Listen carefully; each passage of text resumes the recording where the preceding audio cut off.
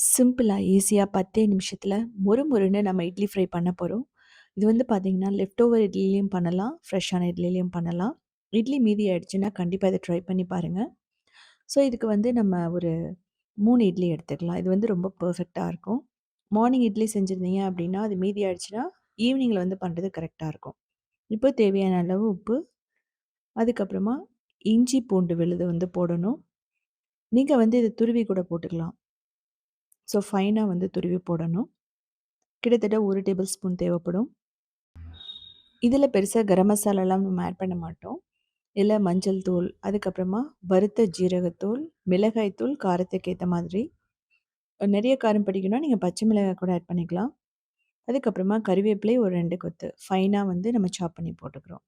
Lemon juice வந்து பார்த்தீங்க அப்படின்னா, ஒரு நல்ல புளிப்பு சுவைய குடுக்கும். இத வந்து நீங்க ஸ்கிப் பண்ணிடாதீங்க. இத போட்டா மட்டும் தான் நல்ல அந்த டேஸ்ட் நல்லாருக்கும். இல்லன்னா உங்களுக்கு கொஞ்சம் ப்ளைனா இருக்கிற மாதிரி இருக்கும். முதல்ல இத வந்து நல்லா மிக்ஸ் பண்ணிட்டு, ஒரு 5 நிமிஷம் அப்படியே விட்டுறனாலும் விட்டுறலாம். இதில வந்து லெமன் இல்லன்னா நீங்க தயிரும் போடலாம். இப்போ கடலை மாவு வந்து ஒரு 4லிருந்து 5 டேபிள் ஸ்பூன், அரிசி மாவு ஒரு 2 டேபிள் ஸ்பூன். ஸோ அப்படியே கொஞ்சம் கொஞ்சமா போட்டு நல்லா மிக்ஸ் பண்ணுங்க. கோட் ஆகணும். அதுக்கப்புறமா தண்ணிய ஸ்ப்ரிங்கிள் பண்ணணும். தூவி தான் நாம் வந்து பெசையணும். உதிரி பக்கோடா மாதிரி. இது வந்து பஜ்ஜி மாதிரி ஆயிடுச்சுன்னா கிரிஸ்பியா இருக்காது. இப்போ நமக்கு பெர்ஃபெக்ட்டா ரெடி ஆயிடுச்சு. நல்ல சூடான எண்ணெயில போட்டுட்டு, கிரிஸ்பியா கோல்டன் ப்ரவுனா வர வரைக்கும் நம்ம ஃப்ரை பண்ணணும்.